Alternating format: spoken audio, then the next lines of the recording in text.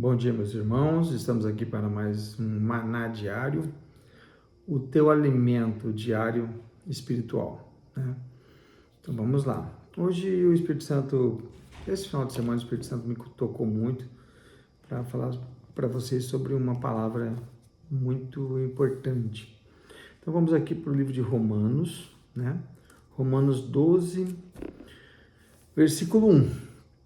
Portanto, irmãos, rogo-lhes, pelas misericórdias de Deus, que se ofereçam em sacrifício vivo, santo e agradável a Deus.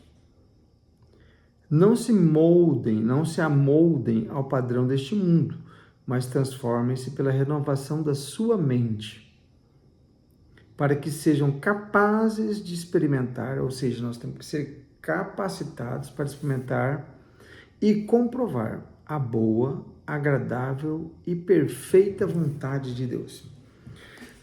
Então, o que a gente vê aqui? Para que você vivencie a boa, perfeita e agradável vontade de Deus, você precisa ser transformado, transformar a sua mente e não se amoldar aos padrões deste mundo. A gente vê muito, né, as pessoas passarem por determinadas situações e falarem: foi a vontade de Deus. Mas essa situação que aconteceu na tua vida, ela foi boa, agradável e perfeita? Porque é isso que Deus quer para a nossa vida. A vontade dele sobre a nossa vida é essa, perfeita, agradável e boa. Acontece uma desgraça na sua vida e essa é a vontade de Deus? Esse é um questionamento que muitos não cristãos fazem para nós o tempo inteiro. Por que Deus sendo bom o tempo todo, acontecem tantas desgraças nesse mundo? Crianças sofrendo abuso, pessoas sendo mortas, inocentes sendo mortos, uma corrupção desenfreada, o esfriamento do amor de um pelos outros. Por quê? Se Deus é bom o tempo todo e se a vontade dele é boa e agradável. E por que aqui em Romanos, Paulo fala para a gente não se amoldar aos padrões desse mundo? Então veja bem, a vontade de Deus não muda. Ela sempre vai ser boa, agradável e perfeita. Mas esse mundo não está sob a direção de Deus. Nós, os cristãos, somos peregrinos aqui nesse mundo. Ou seja, nós somos pessoas estranhas nesse mundo. E nós precisamos trazer mais pessoas para o conhecimento da palavra e o entendimento de que existe um Salvador, Cristo, que morreu por nós na cruz e levou consigo os nossos pecados. Por que é importante eu saber que eu sou um peregrino? Porque o mundo e tudo que está aqui não pertence a Deus. Foi dado a Satanás lá atrás. E o que nós podemos concluir com isso? Se o seu pensamento se amolda com os pensamentos do mundo, você não vai poder experimentar a boa, agradável e perfeita vontade de Deus. Então, meu irmão, o que acontece? O que é se amoldar ao pensamento do mundo? Não é você deixar de ser cristão, você se encher de pecado, não é nada disso não. É você se encher das inverdades que existem no mundo. Então, quando você tem as ideias, quando você tem as regras do mundo, tanto sociais quanto naturais, moldando a sua vida, você se afasta da boa, perfeita e agradável vontade de Deus. Vamos dar um exemplo. Você tem um carro, tá? E você não cuida desse carro como você deveria, tá? Você se amolda às coisas do mundo. O que o mundo fala sobre um carro? Aproveita o máximo que você pode, faz o mínimo de manutenção, porque a manutenção preventiva você vai gastar, trocar pneu, colocar um pneu bom você vai gastar, vai no Paraguai para trocar o pneu, faz a manutenção numa oficina ruim, mantém esse carro o suficiente para você daqui um pouco vender esse carro sem ter grandes preocupações e gastos com a manutenção correta e adequada desse carro. O problema é que passe para outro. Isso é se amoldar ao mundo. Então, como você vai experimentar a boa, perfeita e agradável vontade de Deus na sua vida se você se amolda ao mundo? Vamos dar um exemplo? Esse mesmo carro que você tem, que você faz a manutenção lixo nele, você não faz a manutenção, mas numa determinada situação você precisa desse carro. Você até nem se programava para isso, fazer viagens longas, nada com esse carro. Por quê? Você faz a manutenção lixo, porque é o padrão do mundo. Você se dá bem em todas as situações. Mas eventualmente acontece o quê? Você tem que ir, de repente, visitar um familiar doente, ou dar uma assistência, ou ver algum lugar para o seu trabalho, e você viaja com esse carro, com a manutenção ruim, pneu careca, né? Aí você se amolda às situações do mundo. Quais são? Não vou obedecer a velocidade aqui, porque eu consigo andar mais rápido, né? Para que eu vou obedecer a andar 80 por aqui? Se eu consigo, meu carro anda mais forte do que isso. Só que você esqueceu que o pneu está careca. Aí está você, a sua família dentro do teu carro, né? Pneu careca, alta velocidade, né? E você acaba sofrendo um acidente. Morre alguém da sua família, morre sua família inteira e você está vivo. Deus quis assim. Deus levou minha família para morar com Ele. Pode ter acontecido da sua família ir morar com Ele, realmente. Se são pessoas convertidas, se é uma criança, vai para o céu realmente. É mais fácil, né? Jogar a culpa em Deus. Não na sua burrice, não na sua forma de pensar. Porque você não mudou a sua forma de pensar. Por quê? Porque você se amolda ao que o mundo diz. Mas, meu irmão, nesse caso, quem é o culpado? Deus? O que ele tem a ver com o pneu careca do teu carro? É uma atitude sua. O que ele tem a ver se você estava em altíssima velocidade num lugar que não poderia? É uma atitude sua. Deus não tem nada a ver com isso. A culpa do acidente é tua, única e exclusivamente. Eu sei que é duro, que é pesada essa palavra, mas é verdade. Nós precisamos colocar para Deus aquilo que Ele realmente tem responsabilidade.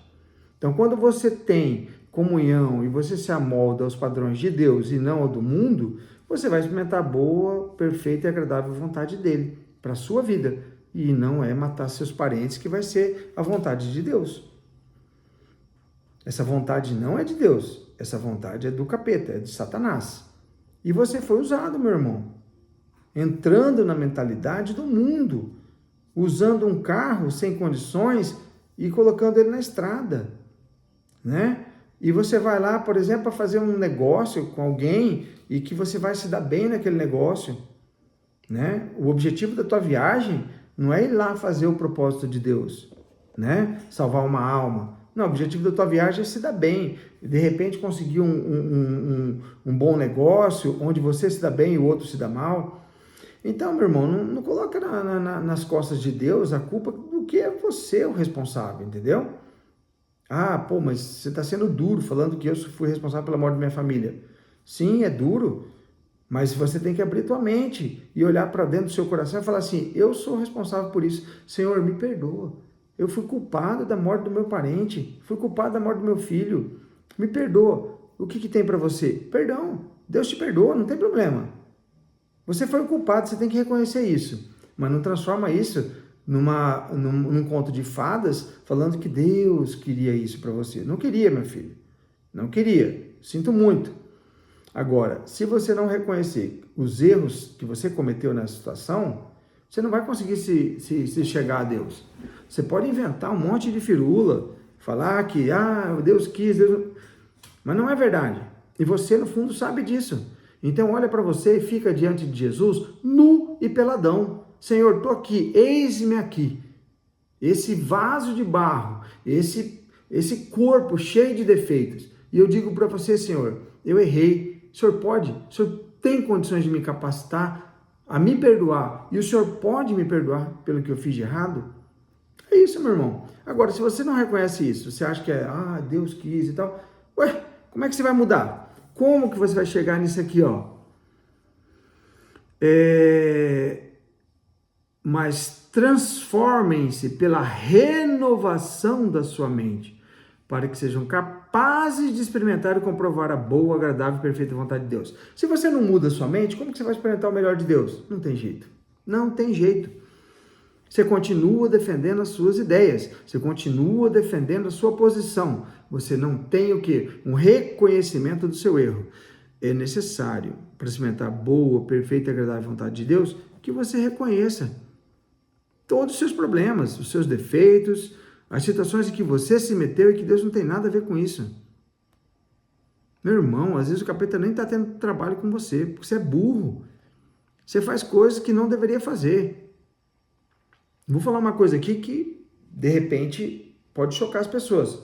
Vamos imaginar a mesma situação. Você com pneu careca, 3 pneus careca, carro ruim, e acontece de um parente seu estar morrendo, e você está na mentalidade de Deus. Você está em consonância com a vontade de Deus. Você vai para uma outra cidade para pregar Jesus para uma pessoa que está morrendo e que não tem Cristo.